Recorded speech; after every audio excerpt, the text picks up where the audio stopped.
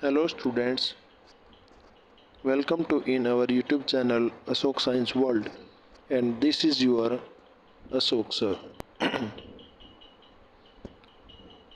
In this video today, learn and discuss about a chapter which is named Chemical Reaction and Equation. इस chapter को हम दोनों language में cover करेंगे, भले ही आपकी डेफिनेशन इंग्लिश में दी हुई हो, लेकिन हम इसको बोथ लैंग्वेजेस में समझने की कोशिश करेंगे, क्योंकि इससे जो हमारे हिंदी मीडियम के बच्चे हैं वो भी समझ सकते हैं और इंग्लिश मीडियम के लिए तो ये दी हुई है।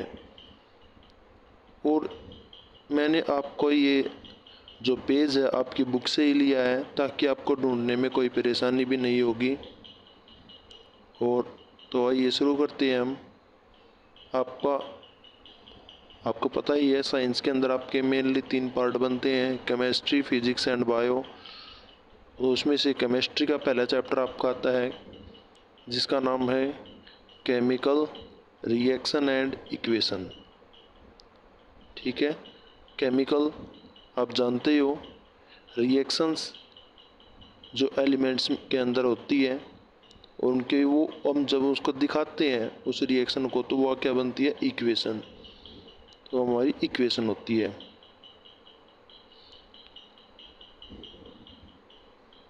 तो आइए देखते हैं अब। फर्स्ट आपकी साइंटिफिक टर्म्स, जो कुछ टर्म्स होती हैं इसमें कुछ शब्द होते हैं जो यूज़ होंगे आपके आगे चैप्टर में जा कर के, इसके थ्रू आप पूरे चैप्टर की जानकारी आराम से ले सकते हो। तो देखते हैं पहली क्या दी हुई है। पहला पॉइंट है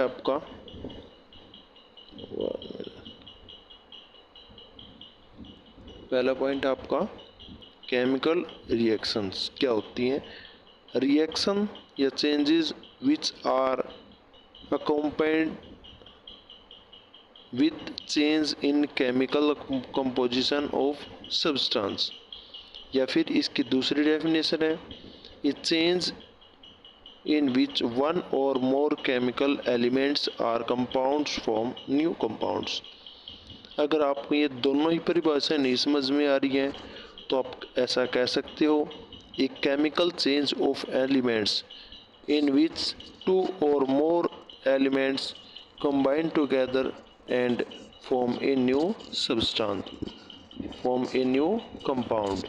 जो आपको अच्छे लगे वो बोल सकते हो, बस मीनिंग आपको कुछ ऐसे समझना है कि केमिकल रिएक्शन के अंदर 2 या 2 से अधिक क्या होते हैं, वन और मोर, एक या एक से ज़्यादा आपके कंपोनेंट्स होते हैं, कुछ एलिमेंट्स होते हैं जो जुड़ के क्या बनाते हैं, एक रिएक्शन शो करते हैं।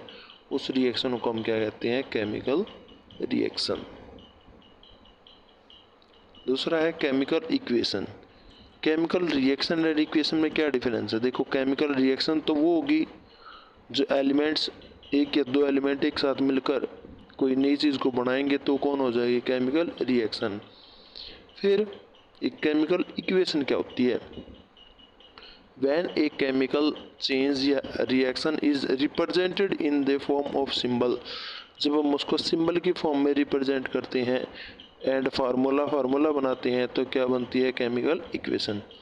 जैसे कि हम ये कह दें कि हाइड्रोजन, ठीक है, पूरा लिख दें, हाइड्रोजन प्लस ऑक्सीजन पूरा लिख दें, दोनों बन के क्या बनाते हैं, मिलके क्या बनाती हैं, वाटर। ठीक है, हम ये बात को कह दें। या फिर इसी को अगर हमने जो ये कह रहे हैं केमिकल इक्वेशन बनाने के लिए इसको सिंबॉलिकल फॉर्म में लिखना पड़े, इसको एज ए सिंबल बनाना पड़े, तो हम कहेंगे कि हाइड्रोजन और ऑक्सीजन। ठीक है, ये इन दोनों से क्या बन गया, ये वाटर बन गया पूरा। ठीक है, मतलब क्या क्या चीज़ें जुड़ी होंगी इसमें, हाइड्रोजन प्लस ऑक्सीजन, और क्या बन जाएगा, H2O, वाटर। ये अब आगे भी आएगी कि इसको बैलेंस कैसे करना है। ठीक है, अभी ये बैलेंस नहीं है। इसको इसके साथ में ऐसा लिखेंगे जैसे कि H2O। ठीक है, अब इस बात का पता होना चाहिए कि हाइड्रोजन 2 क्यों है और ऑक्सीजन 1 क्यों है। ये बात आपको मैंने क्लास में बताई थी, क्योंकि इनके एलिमेंट्स में जो वैलेंस शेल में इलेक्ट्रॉन प्रेजेंट होते हैं उसकी वजह से ऐसे होता है। ठीक है, थर्ड आपकी साइंटिफिक जो टर्म कह सकते हो आप, डेफिनेशन आती है स्केलेटन केमिकल इक्वेशन। स्केलेटन को आप कह सकते हो एक कंकाल, मतलब एक खाली समीकरण। केमिकल इक्वेशन एन अनबैलेंस्ड, एक unbalanced chemical equation is called skeleton या केमिकल इक्वेशन। ठीक है, जैसे कि मैं यहाँ कुछ भी लिख दूँ जो अनबैलेंस्ड हो, यहाँ पे लिख दूँ H+O और आगे लिख दूँ H2O। ठीक है, अभी यहाँ देखो हाइड्रोजन 1 है जबकि हाइड्रोजन 2 है, तो ये इनबैलेंस है। अब आपको बैलेंस करनी है। अभी यहाँ पे 2 लगा लोगे, 2H हो गया। ठीक है, ऑक्सीजन 1 हो गया। ठीक है, और अगर मैं ऐसा कर दूँ H2+O2, तो फिर आपको क्या करना पड़ेगा, ये यहाँ पर H2 पहले से था, यानी H2+O2। आपने अब इस ऑक्सीजन को 2 बनाने के लिए यहाँ पे 2 नहीं लगा सकते आप। ठीक है, तो आपको क्या करना पड़ेगा, यहाँ पे 2 लगाना पड़ेगा, यहाँ पे 2 लगाना पड़ेगा और ये हो जाएगा। अब आपके हाइड्रोजन 4 हो जाएंगे। देखो यहाँ पर हाइड्रोजन 4 है और ऑक्सीजन 2 है और ऑक्सीजन 2 हो जाएंगे। ठीक है, ये बैलेंस केमिकल रिएक्शन करनी आएगी तब बताएंगे आपको कैसे होती है। अब ऐसे समझ सकते हो आप, जो खाली अनबैलेंस जो केमिकल इक्वेशन होती है उसको हम कहते हैं स्केलेटन केमिकल इक्वेशन। दूसरी आती है बैलेंस्ड केमिकल इक्वेशन, तो ये होती है कंप्लीट। यानी बैलेंस्ड केमिकल इक्वेशन को हम क्या कहते हैं, बैलेंस्ड केमिकल इक्वेशन को हम कहते हैं a chemical equation with the same number of atoms each elements. सभी एलिमेंट्स के अगर उसके अंदर जो एटम नंबर सेम है नंबर्स में, टाइप ऑफ रिएक्टेंट्स जो रिएक्शन शो करते हैं वो, as well as product side. मतलब जितने यहाँ पर हाइड्रोजन है ये आपका रिएक्टेंट साइड है और ये प्रोडक्ट साइड है, तो यहाँ भी हाइड्रोजन 2 होने चाहिए। अगर ये इक्वल है दोनों साइड में तो आपका क्या है, वो रिएक्शन बैलेंस्ड है, नहीं तो आपके रिएक्शन बैलेंस्ड नहीं है। 1 मिनट आगे चलते हैं। फिफ्थ पॉइंट आपका फॉर्मेशन। मैंने इसको फॉर्मेशन पढ़ लिया, फर्मेंटेशन है ये, फर्मेंटेशन। ठीक है, फर्मेंटेशन होती है the conversion of complex organic compound. कौन कौन सी कन्वर्जन बदलना है। ठीक है, कन्वर्जन होता है बदलना, किसको बदलना है, ऑफ कॉम्प्लेक्स ऑर्गेनिक कंपाउंड। ठीक है, कॉम्प्लेक्स ऑर्गेनिक कंपाउंड्स को बदलना है, किसके अंदर बदलना है, into simple compound under anaerobic condition. अगर अनएरोबिक कंडीशन है, मतलब वहाँ पर एयर प्रेजेंट नहीं है, ऐसी कंडीशन में कॉम्प्लेक्स जो ऑर्गेनिक कंपाउंड हैं उनको सिंपल कंपाउंड में कन्वर्ट करना है। और ऐसी कंडीशन वहाँ पर एनारोबिक होनी चाहिए, एयर प्रेजेंट नहीं होनी चाहिए। तो आप कहोगे सर ऐसी कंडीशन आप बताओ या बना के दिखाओ, तो आपने कैसे बतानी पड़ेगी वो कंडीशन है कि जो आपने सिरका देखा होगा, सिरका कैसे बनता है, जो पीने का सिरका होता है, अचार वगैरह में डालते हैं। ठीक है, या फिर आपकी जो ये अल्कोहल है वो बनाई जाती है, वो फर्मेंटेशन की प्रोसेस है उसको यूज़ करके बनाई जाती है। मतलब जैसे कि अंगूर का आपने सिरका बनाना है तो अंगूर को आपने डालना, एक मटके के अंदर डाल के और उसको ज़मीन के अंदर दबाना पड़ेगा। फिर क्योंकि वह ज़मीन के अंदर उसकी ऑक्सीजन की सप्लाई कट हो जाएगी, कुछ टाइम बाद वो सड़ के और ख़त्म होके बिल्कुल एक उनका रस तैयार हो जाएगा। और उस रस का फिर और कुछ केमिकल वगैरह डाल के उसको हम सिरका कहते हैं। ठीक है, ये बेस्ट एग्जांपल आपका फर्मेंटेशन को समझने के लिए। उसके बाद में आता है आपका रेस्पिरेशन। रेस्पिरेशन होता है सांस लेना। The process of oxidation of glucose. Respiration तो आप नॉर्मल जानते ही हो, सांस लेना होता है। तो इसमें क्या होता है, the process of oxidation, oxidation of glucose. किसका ऑक्सीडेशन? ग्लूकोज का। टू रिलीज एनर्जी से सेल ऑफ बॉडी, हमारी बॉडी की सेल को एनर्जी देने के लिए ग्लूकोज का ऑक्सीडेशन होना, मतलब ऑक्सीजन का, ऑक्सीडेशन में ऑक्सीजन का ऐड होना होता है, हाइड्रोजन का रिमूव होना होता है। ठीक है, वो फिर जब ऑक्सीडेशन एंड रिडक्शन आएगी तब आपको समझाएंगे क्या होता है ऑक्सीडेशन। बस आपको ऐसे याद रखनी है कि ग्लूकोज का यूज़ करके हमारी जो एनर्जी मिलती है हमारी सेल को, ठीक है, वो जो प्रोसेस होती है हमारी, वो रेस्पिरेशन होती है। इन द रेस्पिरेशन प्रोसेस आप कह सकते हो ऑक्सीडेशन ऑफ ग्लूकोज, ग्लूकोज का ऑक्सीडाइज होना, ठीक है, और ग्लूकोज का यूज़ होना to release energy in the cell of body, हमारी बॉडी को कि जो सेल है उसको एनर्जी देने के लिए। फिर रिएक्टेंट्स और प्रोडक्ट्स, दो चीज़ें एक साथ समझो। मैंने आपके सामने यहाँ केमिकल रिएक्शन लिखी थी और ये ऐसे कुछ बनाया था। तो ये हमारा क्या है, रिएक्टेंट है। ये भी हमारा क्या है, रिएक्टेंट है। रिएक्टेंट ये हो गए और ये हमारा पूरा क्या बन रहा है, एक प्रोडक्ट।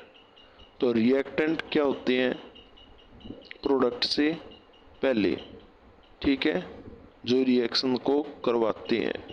और जब ये दो एलिमेंट मिलके या टूट के जो भी कुछ आगे देते हैं वो होता है प्रोडक्ट। अब उसको टर्म के अकॉर्डिंग समझिए कि वो टर्म क्या दी हुई है, आपको समझना क्या है। द सब्सटेंस या element compound form a result of chemical change. Product क्या होते हैं, जो केमिकल फॉर्मेशन का एक रिजल्ट होते हैं, यानी जो लास्ट में आगे मिलता है आपको, वो कौन होता है, प्रोडक्ट होता है आपका। रिएक्टेंट होते हैं the substance which react each other, जो एक दूसरे के साथ रिएक्शन करते हैं, and form to new substance elements compounds. The substance which react each other, एक दूसरे के साथ रिएक्शन करते हैं और रिएक्शन करके क्या बना लेते हैं,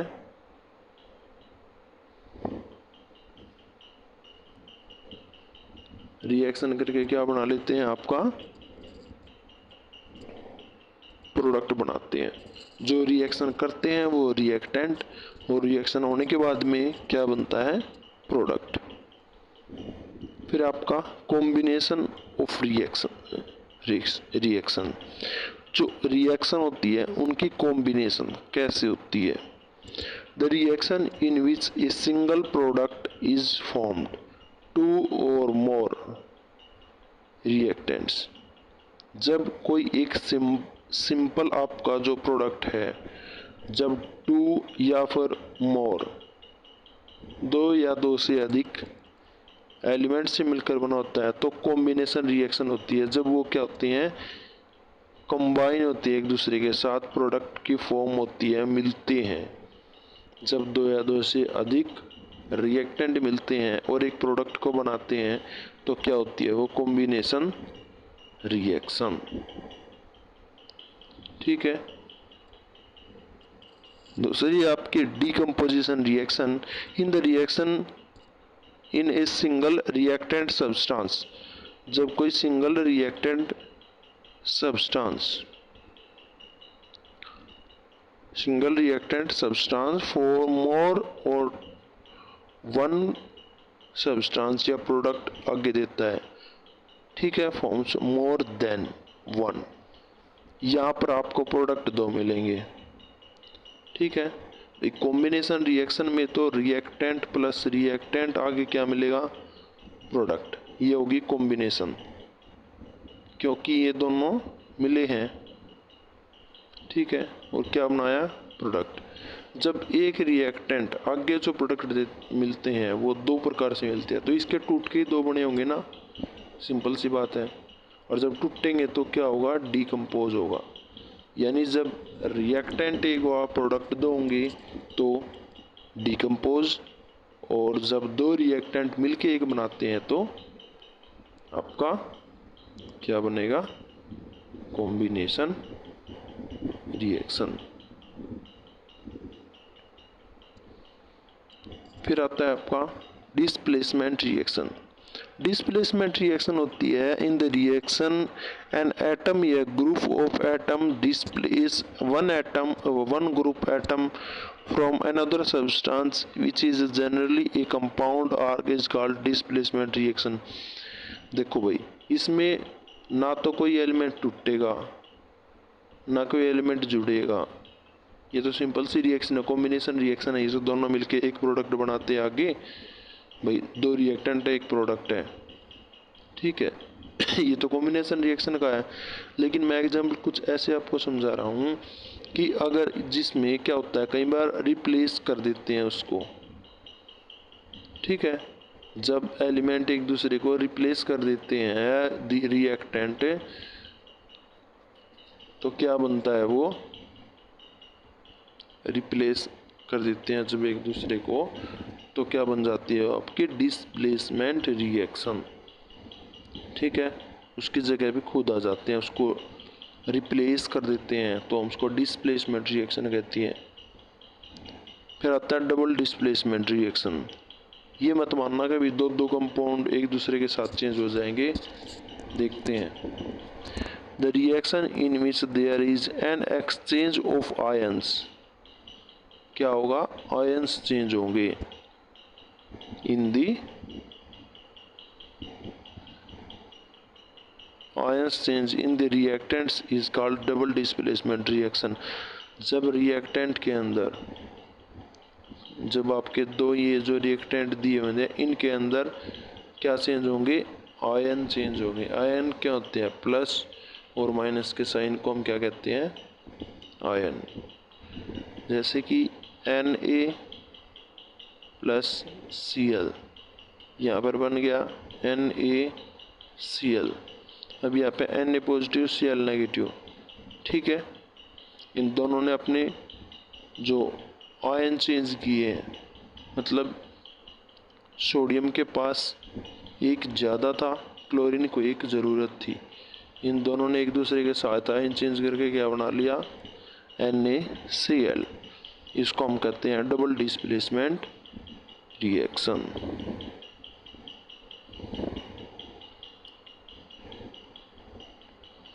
उसके बाद में आता है आपका exothermic reaction.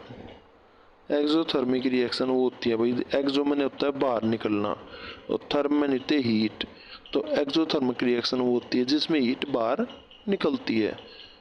The reaction in which there is in exchange, ये 1 मिनट, ये गलत पड़ गया मैं, chemical reaction which are accompanied by release of heat energy.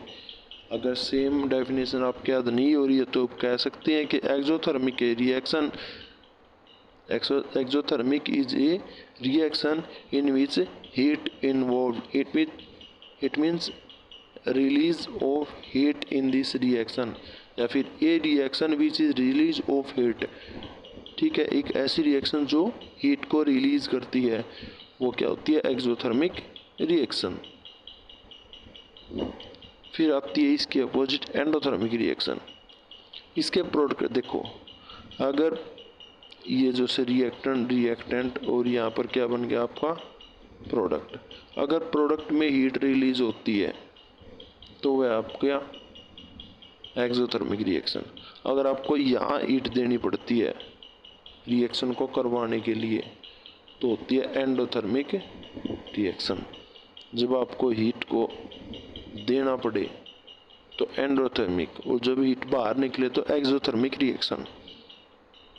The chemical reaction which are accompanied by the absorption, absorption होता है उसका use करना, एब्जॉर्ब करना of heat called endothermic reaction. जिस रिएक्शन में हीट को हम देते हैं खुद, ठीक है, यानी जो हीट को एब्जॉर्ब करती है वो होती है आपकी एंडोथर्मिक रिएक्शन। है आपका ऑक्सीडेशन रिएक्शन। ऑक्सीडेशन रिएक्शन होती है if a substance gain oxygen या फिर loss hydrogen during the reaction is called said to be oxidized and reaction is called oxidation reaction। मैंने कहा था ऑक्सीडेशन में या तो ऑक्सीजन ऐड होगी या हाइड्रोजन रिमूव होगा।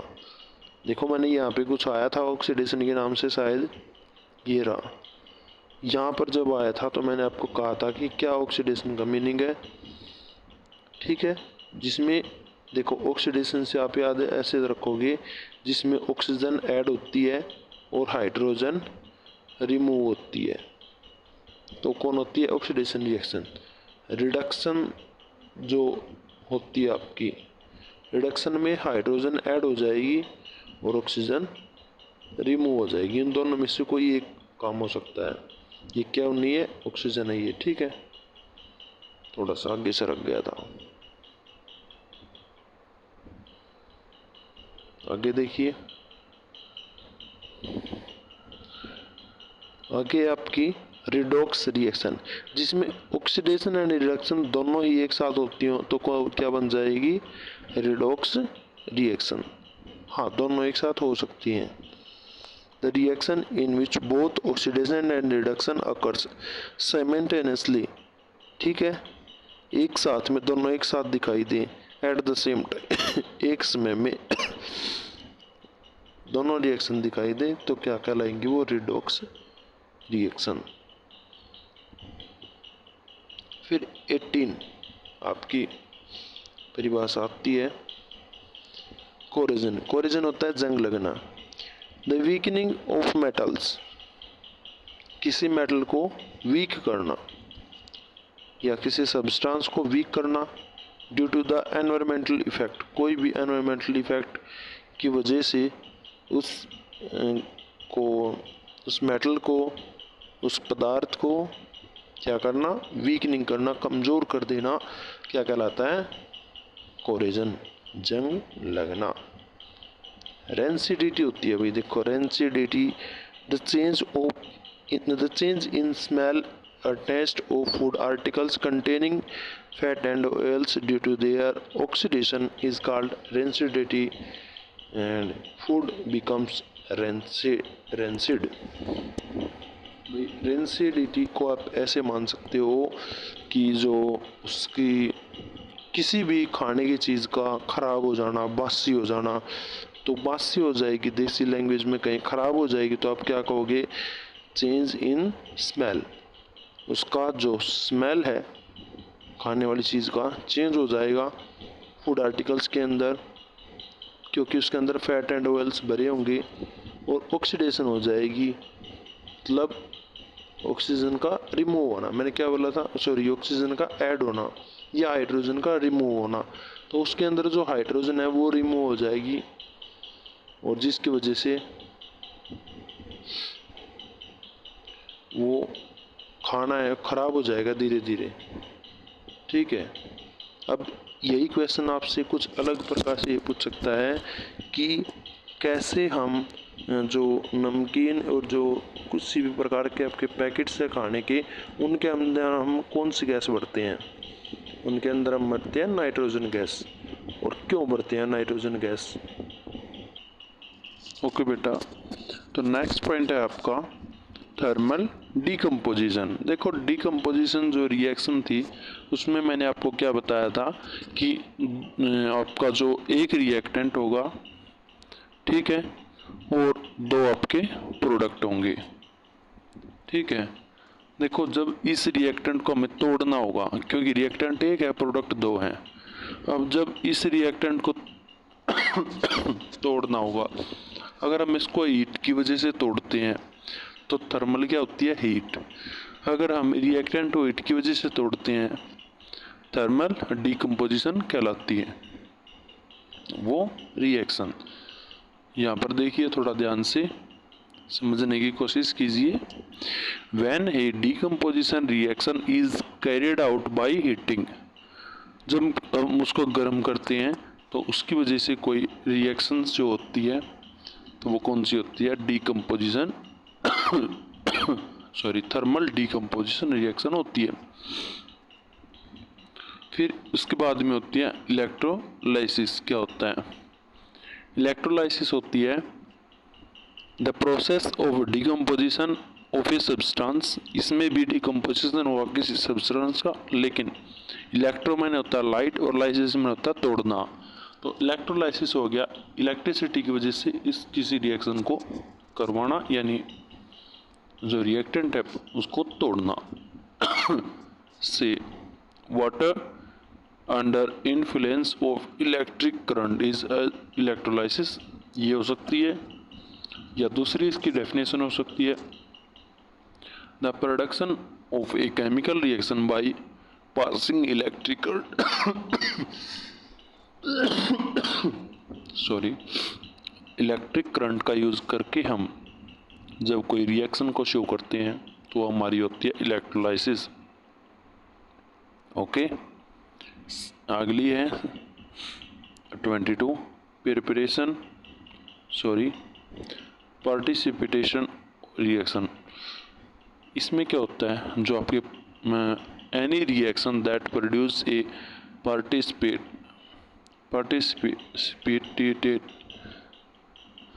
मैं इसको क्या क्या पढ़ रहा हूँ भाई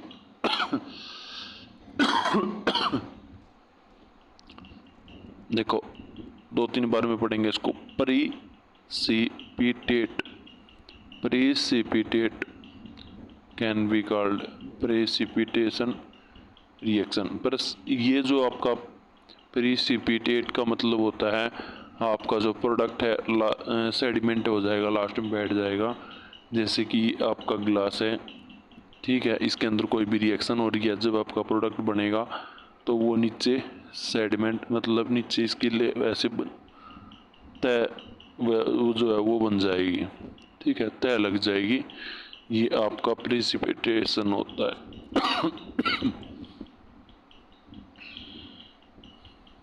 ओके, तो आगे चलते हैं। आगे आपकी कौन सी रिएक्शन है, एंटीऑक्सीडेंट। मतलब जो ऑक्सीडेंट्स होते हैं उसके एंटी रहना है, मतलब substance that slow the rate of oxidation reaction, जो ऑक्सीडेशन रिएक्शन के रेट को स्लो कर देते हैं, उसकी प्रोसेस को स्लो कर देते हैं, तो एंटीऑक्सीडेंट हो गए ना।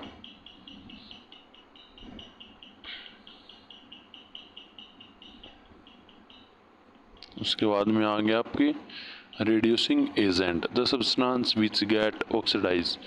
जो सब्सटेंस ऑक्सीडाइज होंगे वे कौन से एजेंट होंगे, रिड्यूसिंग एजेंट। सॉरी बेटा। अब हम थोड़ा सा आपका स्पीड से रिवीजन कर लेते हैं आपके चैप्टर का।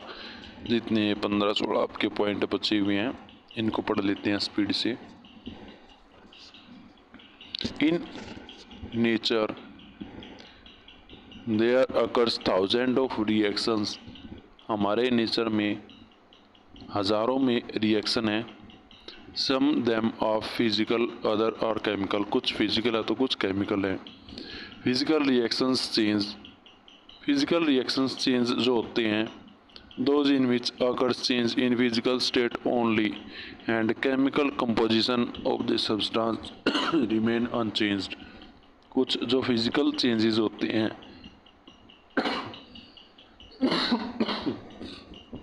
उनके अंदर केवल फिजिकल पोजीशन चेंज होती है और केमिकल चेंज सेम रहते हैं। कुछ होती हैं chemical reactions in which are the changes the chemical composition of the substance. जब केमिकल कंपोजिशन किसी सब्सटेंस की बदल जाती है और get changed and new substance are form, तो नई सब्सटेंस बनती हैं।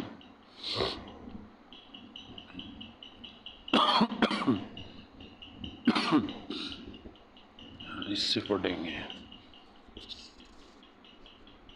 During a chemical reaction there can be change in state. एक केमिकल रिएक्शन स्टेट को चेंज कर सकती है। Change in colour, colour change हो सकता है। इवेल्युएशन ऑफ गैस, गैस निकल सकती हैं। या फिर चेंज इन टेम्परेचर, टेम्परेचर में चेंज हो सकता है। केमिकल रिएक्शन के अंदर ये कोई भी बातें हो सकती हैं। A chemical change return in form of chemical formula.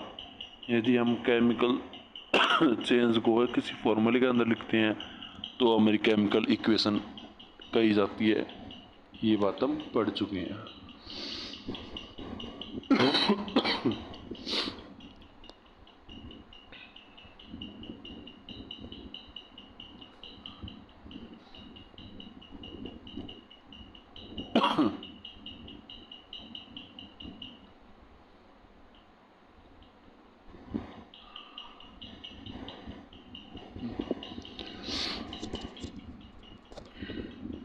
आगे पढ़ते हैं। The chemical equation need to be balance. There are same number of atoms of elements इन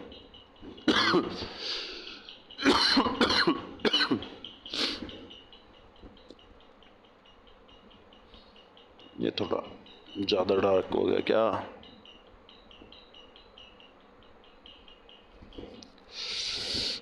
एक मिनट भाई, इसको तो चेंज करना पड़ेगा आपका। The chemical equation need to be balance. Chemical equation को बैलेंस करने की ज़रूरत होती है। Same number of elements in the reactant as well product.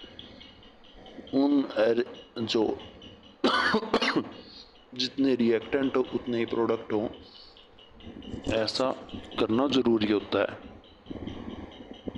ये आपकी टाइप ऑफ रिएक्शन हो सकती हैं। कॉम्बिनेशन रिएक्शन में बताया था, दो एलिमेंट को जोड़ना। डिकम्पोजिशन में तोड़ना। डिस्प्लेसमेंट में एक दूसरे को डिस्प्लेस करना। डबल डिस्प्लेसमेंट में आयंस जो होते थे उनको चेंज करना। और रेडॉक्स में ऑक्सीडेशन एंड रिडक्शन दोनों का एक साथ होना। A chemical equation provides a lot of information about the chemical change। एक केमिकल रिएक्शन क्या करती है? बहुत सारी इंफॉर्मेशन केमिकल चेंज की होती है वो दे देती है। It can also be made more informative by denoting the condition under which reaction take place, the physical state of reactants and product, the energy change। ये बहुत सारी चीज़ें हमें एक केमिकल इक्वेशन किसी केमिकल रिएक्शन के बारे में बताती है कि उसकी एनर्जी प्रोडक्ट क्या है, क्या चेंज हुआ है, क्या फिजिकल चेंज क्या हुआ है, कुछ इस प्रकार से। Electrolysis of water decomposition reaction in which water decompose the hydrogen under influence of electric current. Electrolysis के बारे में एग्जाम्पल आपको पहले भी यही दिया था कि पानी जो होता है उसके अंदर आप करंट पास करते हो तो वो क्या हो जाता है? इलेक्ट्रोलाइसिस। इलेक्ट्रिक की वजह से चेंज होना, किसी रिएक्शन को करवाना। There are the certain reactions which take place only presence of light. कुछ रिएक्शंस ऐसे होती हैं जो केवल लाइट के प्रेजेंस में करवाई जाती हैं। Such reactions is called photochemical reaction. उन रिएक्शन को हम फोटोकेमिकल रिएक्शन कहते हैं। There are more reactive elements can be displace less reactive.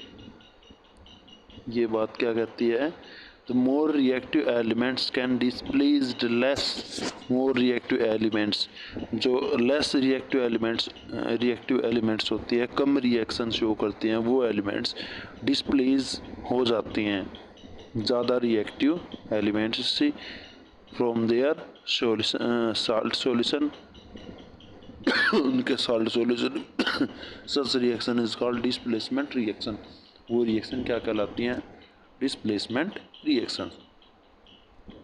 If a substance gain oxygen और लॉस हाइड्रोजन, यदि ऑक्सीजन गेन होती है और हाइड्रोजन लॉस होता है तो हम उसको ऑक्सीडाइज कहते हैं।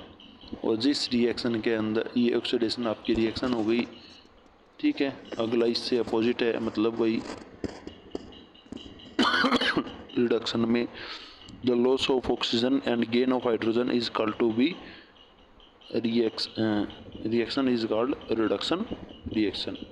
द सब्सटेंस से मेटल, जो मेटल होती हैं, weakened due to the environmental effect से वीक हो जाती है, कमज़ोर हो जाती हैं, ठीक है, उसको हम क्या कहते हैं? कोरिजन या जंग लगना। It causes lot of losses of iron railing, जो आपकी आयरन की रेलिंग होती हैं, ब्रिज होती हैं, कार होती हैं, शिप होती हैं, ठीक है, उन सभी में आप देख सकते हो इसके अंदर कि भाई कैसे कैसे क्या क्या दिक्कत आती है।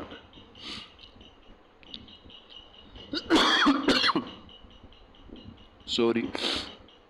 When fats and oils get oxidized, they become rancid from smell and taste change. जब fats and oils get oxidise हो जाते हैं, उसके अंदर ऑक्सीजन मिक्स हो जाती है फैट एंड ऑयल के अंदर, तो वो क्या हो जाती हैं? ख़राब हो जाते हैं और उनके स्मेल और टेस्ट चेंज हो जाती हैं। The substance which prevent oxidation, जो ऑक्सीडेशन को रोकते हैं, वो एंटीऑक्सीडेंट होते हैं और वो ऐड किए जाते हैं फूड आर्टिकल्स के अंदर। प्रिवेंट देयर ऑक्सीडेशन स्पॉइलेज, उसको ख़राब होने वाली स्थिति है उसको रोकने के लिए।